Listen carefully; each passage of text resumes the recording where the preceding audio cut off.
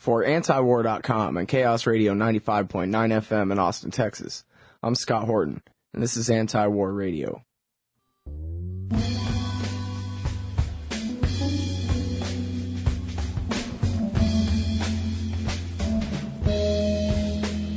And I do believe I have the Independent Institute's Ivan Eland on the phone. Is that you, Ivan? Yes, that's me. All right. Good to talk to you again, sir. How are you? Good, thanks. Good to have you on today. I'm interested in your article that you wrote, Kudos to Pelosi for Going to Syria. And I guess it's kind of a lesser mentioned topic. When people are talking about the wars in the Middle East, all the focus tends to be on the war in Iraq and the possibility of war with Iran. And yet, also, I think it sort of goes without saying that if we bomb Iran, that somehow means war with Syria as well. So I was interested to see you focused on that. And before we get into the specifics of what's going on in that Middle East policy there, I wanted to give you a chance to focus on what you actually talk about in your article is really the power and the authority of the United States Congress to decide policy, not the President of the United States. Well, the implication in the President's, not that I think that Nancy Pelosi has been the best diplomat, because that's not her job, but the implication from the President is that we should all be speaking with one voice, and that, this is foreign affairs is entirely his purview, so the Congress should, fund the war, shut up, and let him manage everything, and also not go and talk to Iran and Syria. And I think all of that is false. Under the original way that the framers created the Constitution, they actually gave more powers to the Congress, in fact, many more powers than the President. And, of course, over time, this has eroded with the imperial presidency. And now we have this notion, which comes from a Supreme Court, some comments the Supreme Court justice threw in during the 1930s, which don't have binding effect, that the President is the sole spokesman for the country in foreign policy, which is absolutely nonsense according to the Constitution. Okay, well, let me stop you right there on that court case. That's interesting. I guess it wasn't quite as clear in the article the way you just said it there, that in this case, United States versus Curtis Wright, that the comments made by this justice weren't even part of the official opinion of the case. Is that what you just said? Right. There's a legal term for that. We don't need to get into it, but it didn't have legal binding. It was just kind of thrown in there. And, of course, the founders would have frowned on the justice's comment.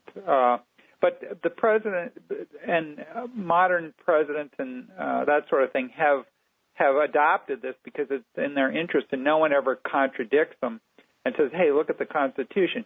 I mean, the only unilateral power that the president really has is as commander-in-chief.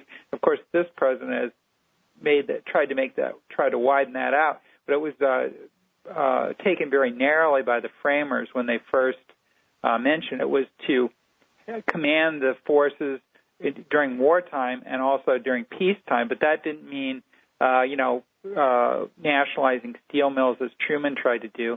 The Supreme Court in that case ruled correctly, saying that he's not the commander-in-chief of the country, he's the commander-in-chief of the armed forces.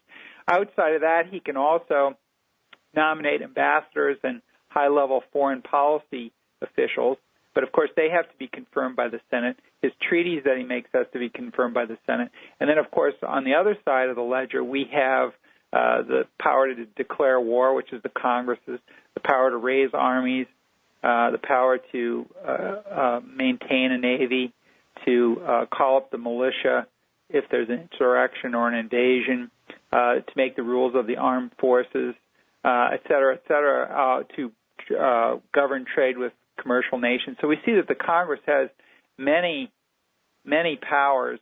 There are two shared powers, and then there's two for the executive, which I just mentioned. So if you tote them up on the ledger, the Congress has more power in foreign policy, and so it's not really true. So Pelosi has a right to go over there and talk to people, and in fact, I think she's attempting to do at least what the Bush administration has failed to do, and that's talk to Syria and Iran adequately. The only way we're going to get out of this quagmire that the Bush administration has gotten us into is by reaching some sort of a regional agreement with the powers, not to go, the surrounding powers in Iraq, not to go in and devour the country after we pull out, because we are going to pull out, and I would predict we're going to pull out either later this year or early next year before the election. And by any chance, did you see Gareth Porter's article on antiwar.com this morning about that all the bluster against Iran is actually just cover for doing what James Baker said, and that is opening direct talks? Well, I think I didn't see the article. I usually agree with Gareth, but I think that direct talks are the thing that we need here at this point. And I think, Pelosi might have actually helped this by back-channeling some stuff. Sometimes, the administration doesn't want to talk to these countries. She may have even tried to help set up something. Who knows? But, the president was criticizing her, whereas a Republican delegation talked to the same guy, Assad, who's the leader of Syria, a few days before, and she had a Republican member of her delegation when she went on the trip. So the White House actually ham-handedly handled this whole episode, because they originally started criticizing, her, and then they found out, there are Republicans over there too. So then the president starts criticizing all members of Congress for talking to these groups. So I think... and he even reasserted that falsehood in his statement, right? That foreign policy is up to me, not them.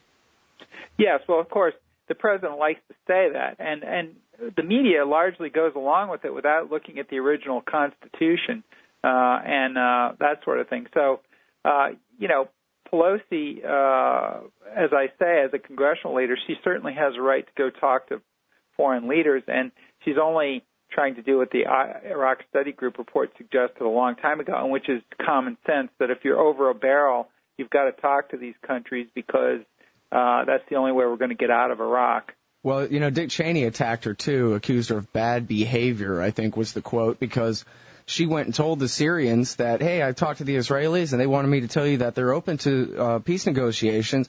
And then Ehud Olmert, the Prime Minister of Israel, came out and said, I did not say that. Well, of course, he could have actually, she's disputing that, and of course he could have set her up too, because he's beholden to the administration, because they're very big supporters of his. And of course Pelosi is a supporter, but probably not as much as the Bush administration is of Israel. So, if the Bush administration told them to set her up, they probably would. But she could have gotten it wrong too. Who knows? But the real issue is here: does she have a right to go and do this? And as I say, she's a news speaker. She's not a diplomat.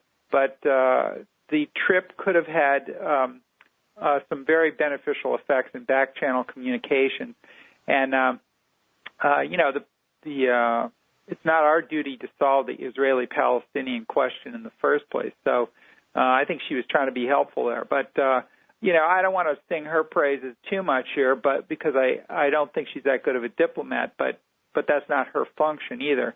So what I think is really true here, and the reason for her visit was, and this is very clear, that Harry Reid back here in the United States also has done some things to show that this is going to be, they're going to go after Bush, and they're not afraid of these charges because they just don't stick anymore. The American people think we should talk to Iran and Syria, and she's reading the public opinion polls, and that's why she's over there, because she knows she can get away with it. And the Democrats are now challenging Bush because they know that the public is on their side. Reid, back here at home at the same time that Pelosi was over there, he is now signed on, he said, to a bill to cut off funding as of next March for the troops. And he's also, he told the president that in defense of the Democrats that he's not a king, he's a president. And I think that's certainly true, and I think the Congress is now behaving that way. And I like to see some the checks and balances system work here a little bit. We had for 4 years we had 6 years we had the one party control, and we saw how that worked out. Yeah, not so well. Right, exactly. Well, so what is there to be discussed with the Syrians besides negotiating peace between Israel and the Palestinians? I guess the accusation that's been made over and over for the past few years is that the Syrians are letting a lot of foreign fighters come through their borders and into Iraq to fight against Americans. So I guess I wonder whether that's a real problem and whether Syria can be expected to do anything about that if it is. Well, there's certain things that don't add up with that. First of all, one of the reasons that Iran and Syria are friendly is because they both have Shiite governments, and those well, the Syrians isn't Assad a Alawite? Yes. Which is, I guess, a majority Shiite population at least, right? Well, it's a Shiite government with a majority Sunni population. Oh, I see. So Alawite is a kind of Shia? I'm sorry, Ivan. Alawite is a type of Shia, then? Yes. Oh, okay, I'm sorry. Thanks for clarifying that. Anyway, well, the basic problem is, this is probably a technical point. The basic problem that we have here is that those fighters may not be the Syrian government is doing this on purpose. It could be that their border just leaks. I mean, the U.S. can't control the border from the other side. The Iraqis can't control the border from the other side. I mean, Assad could tell them, well, if you're so concerned about this, you should be stopping them on your end, too. There's two sides to the border there. But, we can't even control the Mexican-U.S. border, and we have all these Border Patrol agents all along this border, and it's a heavily patrolled border. And, of course, it's like a sieve. So I'm not sure that Assad could stop these fighters from going across if he wanted to. And I'm not sure, he has this alliance with Iran, and these are Sunni fighters, but yet the Shiites are who the Iranians are, supporting in Iran. So Iran may not want these fighters to go through there either. So now whether he's doing it on purpose, I don't know, but certainly talking to him would be a good idea to solve this problem. You mentioned what other issues? Well, we have Israelis held by Hezbollah, which, of course, the Syrians have a great influence with Hezbollah. We also had the Brits up until yesterday, who are being held by the Iranians. So, and of course, this alliance allows back-channel communication. So there are a number of issues that Pelosi could have helped out with, and who knows? We don't know if she helped out with the release of the British captives or not. But I'm saying, and of course, the big thing is what to do about Iraq, and whether we could get some sort of an agreement for outside powers not to meddle in there at all. That may be an impossibility, but I think we at least ought to look into what each of the powers surrounding Iraq wants, what's their interest, and find out if we can somehow reach a negotiated exit to Iraq. So I think talking to Syria certainly doesn't hurt anything. It's not like we're losing anything by doing it. This is Anti-War Radio. I'm Scott Horton. I'm talking with Ivan Eland from the Independent Institute. He's the author of the book The Empire Wears No Clothes, and he also writes a column for antiwar.com every week called The Empire Has No Clothes. And I wanted to ask you if you know about this, and this is something I'm always having trouble with, of who is out hawking who. A lot of times it seems like the Israelis are trying to make a peace deal with somebody, and then America comes in and messes it up, or urges them to be more belligerent, and then other times it seems like the Americans are trying to get something smoothed over, and the Israelis try to make things more difficult. I guess the last one of these was the former situation that I heard, where the Israelis had a peace deal. The ink was dry. They were ready to go and had a peace deal with Syria, and America came in and vetoed the whole thing just a couple of months ago. Yes, well, the U.S. looks out after U.S. interests, and sometimes they differ from the Israeli interests. And sometimes, when the two countries' interests coincide, or at least the alleged interests, we're not really helping Israel, like when we allowed them to bomb Lebanon over some minor kidnapping and killing of a couple of soldiers. They escalated, and of course we supported that. So, keeping the two sides apart may be in the U.S. interest, or at least what Bush administration, thinks is the U.S. interest. And very frankly, the U.S. pursues a hard line both towards Syria and Iran. And so, it's almost as if it's a macho thing rather than a reasoned, position. So yes, I think there are, contradictions, and we can't always assume that the U.S. and Israel's interests coincide. That is the real interests. And I think in many cases we should probably take a more neutral approach in the Middle East rather than simply going along with Israel. So I don't necessarily think that the two sides should be, or the two countries should always be in unison. But if the Israelis are trying to make peace with the Syrians, we should be all for that. Yeah, absolutely. I wouldn't want the Israelis to decide, that we should get in more wars, but if they're trying to get us in less wars, I guess I can go along with that. And now let me get back to Iraq. And you said, I believe in part of your first answer there, sir, that America's leaving Iraq. We can't stay. And, I think you said you think it'll be by at least this time next year. What about all those permanent bases? Are those to be abandoned? Is it the case that those were built under the theory that we were going to be able to stay forever, but now that theory has changed? Well, I should clarify what I meant there. I think we're going to see a movement to withdraw most of the combat forces from Iraq because all the politicians, both Democratic and Republican, know that the public will focus on that for the election in 2008. We'll probably still have some sort of a presence there unless the situation just deteriorates, wholehearted or whole hog, and then we have to, run out because I'm not sure. I think they're still holding on to the fact that they can, even the Democrats are holding on to the fact that we might still be able to keep some bases there.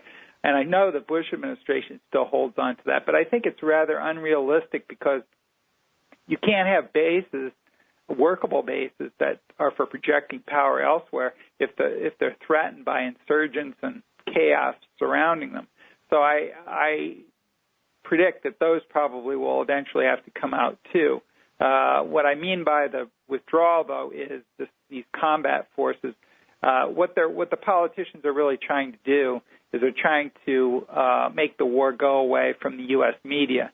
And, of course, if the media thinks, well, the problem is solved, then there'll be less coverage. This actually happened, a similar situation happened in Vietnam where Nixon started the Vietnamization program. Protests died down on campus, and, of course, media coverage of those protests died down until the invasion and the secret war in Cambodia fired it up again. So, and the reason is that people thought this Vietnamization program, well, it's over. We're going to get out. We're going to turn it over to the Vietnamese. And people thought, oh, problem solved. Okay, I guess I'll go back to studying instead of protesting or whatever. Well, the same thing is true now. If they can get it off down to our presence down to just occupying bases, fortified bases, the public will forget that they're there. Of course, unless the chaos gets so bad that the bases are getting overrun and that sort of thing. But I think the bases are not viable because I think the chaos is going to get that bad. So I think you'll eventually see the bases go by the wayside too. But I think both parties would probably like to keep them at this point. Yeah, if they can. And really that gets to the heart of our situation here. A lot of different commentators from across all kinds of spectrums, including even Richard Haass at the Council on Foreign Relations, have said that, the era of American dominance in the Middle East is over. There's a brand new era taking shape, the post-American era. And who's going to be the new hegemon, Iran or the Saudis, or which side is Syria going to be on? And all these kinds of questions seem like they're up in the air now. There were reports recently, I believe, of new cooperation between the Saudis and the Syrians, maybe trying to get them to switch back to the Arab League side. Your thoughts on any of this? Well, I think one thing is clear from this. We don't know how this is going to shake out in its entirety. If there's a civil war in Iraq, different countries are going to take different sides to that conflict. But I do think we have seen a 400-pound gorilla turn into an 800-pound gorilla in Iran. We have removed the biggest rival to the Iranians in the area, the Iraqis, and so now we see Iran's tentacles penetrating into Iraq, and the government of Iraq is actually a fundamentalist Islamic Shiite government, and we're supporting it, and so is Iran. And so it's ironic that we don't get along with Iran so much when we're actually both supporting the government, and in fact, the Iranians are also supporting the militias that hold up the government, the Shiite militias who are beheading people and that sort of thing. So and torturing and leaving them on the street, etc. So it's very interesting. Certainly, Iran is the big winner of this, and General William Odom, who was a very conservative national security agency director for Ronald Reagan, was against this war from the very start because he thought that it helped our main strategic adversary in the region, and that was Iran. And I think he was proven right. He's absolutely correct. And any person would have known that this was going to happen if they would have just thought about it a bit, because when you remove the counterweight to a country, the other country that remains, Iran, gets stronger. And you know what's funny about that? You say anybody could have known. There's actually a Tom Clancy book that came out, I guess, in the summer of 2001, where somebody, a secret Iranian agent, shot Saddam Hussein in the back of the head, and in a matter of days, Iran controlled all of the south of Iraq, and they just rolled right in, welcomed. And so, yeah, you're right. Any doofus could have known this for sure, because, security guards and firemen and God knows who was sitting back, kicked back with their legs up reading Tom Clancy and read all about it 2 years before it happened. Right, and I think it's just amazing that administration, with all these so-called experts, I think they were mainly driven by ideology, and that they just wanted to take out Saddam, and they really didn't care what the consequences were of it. And now let me ask you this. I talked at the beginning of the week with an Iraqi American named Sami Rassouli, who said that if America left, that the Supreme Council for Islamic Revolution in Iraq and the Dawa Party, that is the main Iran-backed factions, that they would have to leave immediately, that all they control now is the green zone, and if they weren't being propped up by America, it wouldn't be so much that Iran won the war as just that the Shiites in Iraq did. Well, I think we can say that the Iranians don't have any influence, but I think they do. I mean, certainly Iranian Shiites and Iraqi Shiites are different groups, and in fact, the Iraqi Shiites helped fight the Iranian Shiites during the Iran-Iraq War. So it's not these are not identical groups. One's Arab and one's Persian. The Iranians are Persian, the Iraqi Shiites are Arab. And so, there's differences, but and there's also factions. The Shiites are ridden with factions, and we've had violence among the Shiite factions in Iraq. So it's not a clear-cut situation, but certainly Iran, one way or the other, is going to get influenced, because if that part of the world gets too unstable after the U.S. leaves, the Iranians might even invade Iraq to get more influence over the chaos. And of course, Turkey could do the same in Kurdistan and that sort of thing if things get really bad. So you can see all these outside powers, and then of course the Saudis would jump in to support the Sunnis. I hate to say it, Ivan, but you almost sound like George Bush. Obviously, you speak much better English than he does, but it sounds to me like what you say could very well be used as an argument that we have to stay there to prevent these things. I'm fully willing to admit that there could be chaos, but and he's making that argument that I just made, but the problem with that is I think we've lost this war. We're going to have chaos one way or the other, and I think that the U.S. needs to get out of there and try to negotiate some sort of a partition before the chaos gets too great. I think there still might be a possibility, although I was for partitioning the country or creating a loose confederation where the regions would have autonomy about 2 years ago. And if they would have done it then, I think it would have worked. I'm not even sure my own plan will work now because they've waited so long. So, and of course, the State Department bureaucrats have an aversion to, allowing the Iraqis to have true self-determination, which they would probably end up, either decentralizing or partitioning the country. But I think that's really the only way out at this point. Otherwise, if we don't want to even bother with that, we can just get out. But I think we're going to have to live with the chaos and try to minimize it because I think it's already here. And the president can make this argument, but it's sort of like, well, are you going to keep your finger in the dike until the cracks start? Either you take your finger out and run is your best chance, or keep your finger in the dike and watch the cracks in the dam and get killed with water and cement falling on you. So I think the former is better, and it's our only chance. But while we're getting out, I think we could try at least to negotiate some sort of a partition or a loose confederation. Okay, Ivan Eland from the Independent Institute. If I were the President of the United States and I made you my new Secretary of State or National Security Advisor, and I said to you, Ivan, tell me, broad view, the future of American foreign policy, what's to be done? You have 2 minutes. Go.